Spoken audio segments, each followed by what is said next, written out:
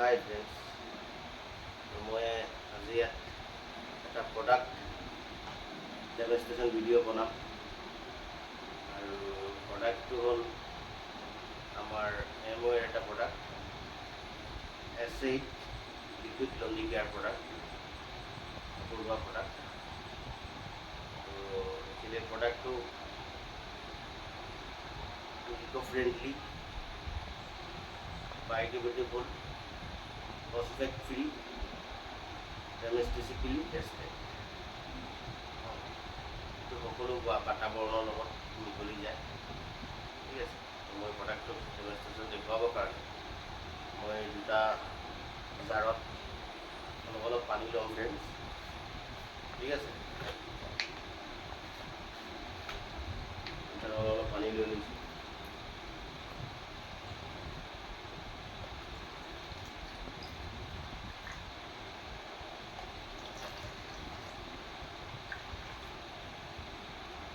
পানী লৈ লৈছোঁ ফ্ৰেণ্ডছ, ঠিক আছে। তো একচুৱেলি ফ্ৰেণ্ডছ, ইয়াত দুটাত পানী লৈছোঁ, জাষ্ট 50 গ্ৰামকৈ হ'ব পানী লৈছোঁ, কাৰণ এটা ৰুমাল ধোৱাৰ কাৰণে কিমাননো আৰু পানী লাগে। তো মই দুটাত এতিয়া ডেমনষ্ট্ৰেশ্যন কৰাৰ কাৰণে আমাৰ S8 যিটো লিকুইড লণ্ড্ৰি কেয়াৰ প্ৰডাক্ট, এই প্ৰডাক্টটো একচুৱেলি 1 লিটাৰত 1 ml লাগে। তো ইয়াত যিহেতু পানী 1 লিটাৰ নাই, তো তাৰ কাৰণে মই জাষ্ট 1 টোপালমান ইয়াত দিয়াৰ চেষ্টা কৰিম, ঠিক আছে। তো মই প্ৰডাক্টটো অলপ দিছোঁ,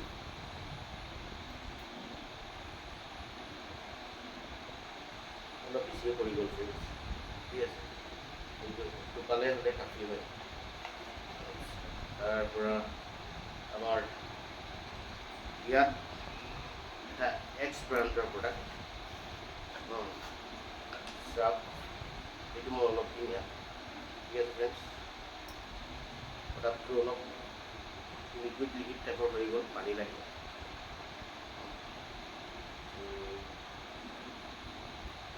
অলপ লগাই দিছোঁ, তাত কোনো জোখ পাপ নাই ফ্ৰেণ্ডছ, ঠিক আছে। তো এটা ৰুমাল ধোৱাৰ হিচাপতে অলপ লগাই দিছোঁ। আৰু এতিয়া মই দুইটাৰ ঢাকনিটো মাৰি দিছোঁ, ঠিক আছে। দুইটাৰ ঢাকনি মাৰি দিছোঁ।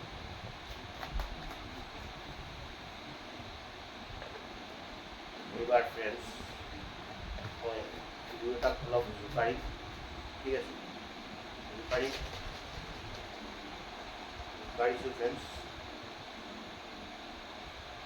জোকাৰি লৈছোঁ, ঠিক আছে ফ্ৰেণ্ডছ। ইয়াত কিন্তু পানীৰ চাউণ্ড নাই, কাৰণ ইয়াত ফেন বহুত বেছি হৈ গ'ল। আৰু ইয়াত অলৰেডি চাউণ্ড হৈ আছে, কাৰণ ইয়াত ফেন কম আছে। তো ইয়াত ফেন ইমানেই বেছি হ'ল, পানীটো মুখ পোৱা নাই, হয় নাই। তো ফ্ৰেণ্ডছ, যেনেকৈ ধৰক আমাৰ ৱাশ্বিং মেচিন থাকে কাপোৰ ধোৱা, এনেকৈ যদি ফেন বেছি হয়, পানীটো যেতিয়া মুখ ক'ব পৰা নাই, মেচিনটো তাৰ পাংখাটো ঘূৰিবলৈ বহুত প্ৰেছাৰ পৰে, হয় ন। আৰু ইয়াত ফেন বেছি হ'লে কি হয় ফ্ৰেণ্ডছ, ফেন বেছি হ'লে আপোনাৰ ফেনটো আঁতৰাবলৈ পানী বেছি লাগিব, হয় নাই, সময় বেছি লাগিব আৰু এনাৰ্জিও বেছি লাগিব, হয় নাই। কিন্তু আমি ভাবোঁ ফেনে কাপোৰ চাফা কৰে ফ্ৰেণ্ডছ, ফেনেটো কাপোৰ চাফা নকৰে, কাপোৰ চাফা কৰে আপোনাৰ এনজাইম, হয় নাই। আৰু ইয়াত চব ফেন প্ৰায় নাই, শেষেই হৈ গ'ল, নিজে গুচি গৈছে, কমি গৈছে।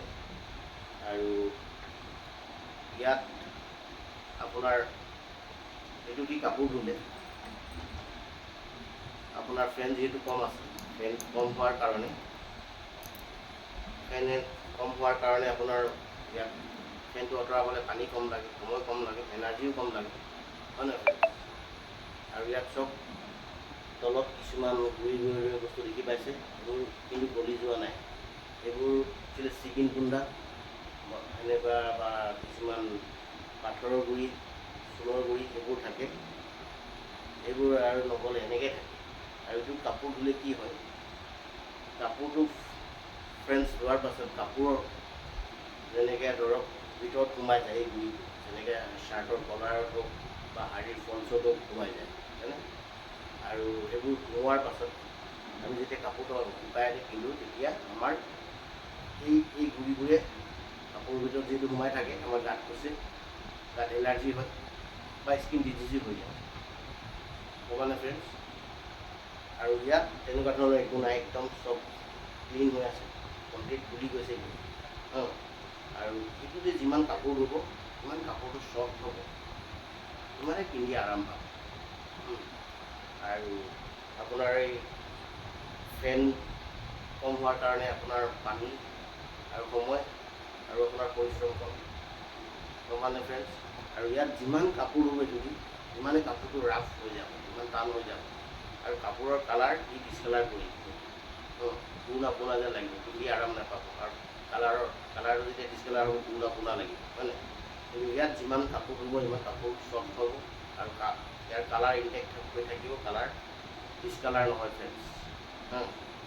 বহুত দিনলৈ পিন্ধিব পাৰিব, লং লাষ্টিং হ'ব এইটোত। কিন্তু সোনকালে কাপোৰৰ লাষ্টিংটো কমি হৈ যায়, মানে কাপোৰৰ লাইফটো শ্বৰ্ট হৈ যায়। ঠিক আছে ফ্ৰেণ্ডছ, এতিয়া চাওক মই আমাৰ প্ৰডাক্টটো কমপ্লিট একচুৱেলি নেচাৰেল প্ৰডাক্ট হয় আৰু এইটো শ্ৰাপ দি আপুনি কাপোৰ ধুবৰ কাৰণে এক্সট্ৰাকৈ নীল উজালা জাতীয় বস্তু একো দিব নালাগে, কাৰণ ইয়াত চব দিয়া আছে অলৰেডি। যেনেকৈ হোৱাইটনাৰ দিয়া আছে, ব্ৰাইটনাৰ দিয়া আছে, এণ্টিষ্টিক ফৰ্মুলা দিয়া আছে চব দিয়া আছে, এক্সট্ৰাকৈ একো এড কৰিব নালাগে।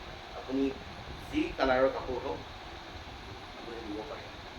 ঠিক আছে ফ্ৰেণ্ডছ। তো আমাৰ প্ৰডাক্টটো আমি কোনো কমপ্লিট নেচাৰেল প্ৰডাক্ট, এতিয়া নেচাৰেল হয় না নহয় সেইটো মানে একচুৱেলি প্ৰমাণ কৰিবৰ কাৰণে মই অলপ ড্ৰাই মাৰি ল'ম, মানে হালধি গুড়ি ল'ম। ঠিক আছে, হালধি গুড়ি লৈ ইয়াত অলপ দি ফ্ৰেণ্ডছ চক একচুৱেলি আমি যদি পানীত হালধি গুড়ি দিওঁ, এইটো হালধি ফ্ৰেণ্ডছ। ঠিক আছে, পানীত যদি আমি হালধি দিওঁ কি কালাৰ হ'ব লাগে, কি কালাৰ হ'ব, হালধীয়া হয় নহয়। তো ফ্ৰেণ্ডছ মই অলপ হালধি গুড়ি দি চাওঁ কালাৰটো একচুৱেলি কেনেকৈ হৈছে, হালধীয়া হ'ব না কালাৰ চেঞ্জ হৈ যাব। ইয়াত অলপ হালধি গুড়ি দিছোঁ। ঠিক আছে ফ্ৰেণ্ডছ, আৰু ইয়াতো অলপ হালধি গুড়ি দি দিম। ঠিক আছে, হালধি গুড়ি দি দিছোঁ। এতিয়া মই ঢাকনটো মাৰি দিম, ঢাকনটো মাৰি দিছোঁ। ঠিক আছে, আৰু ঢাকনটো মাৰি মই অলপ জোকাৰিম। দেখি পাইছে ফ্ৰেণ্ডছ কালাৰটো দেখি পাইছে।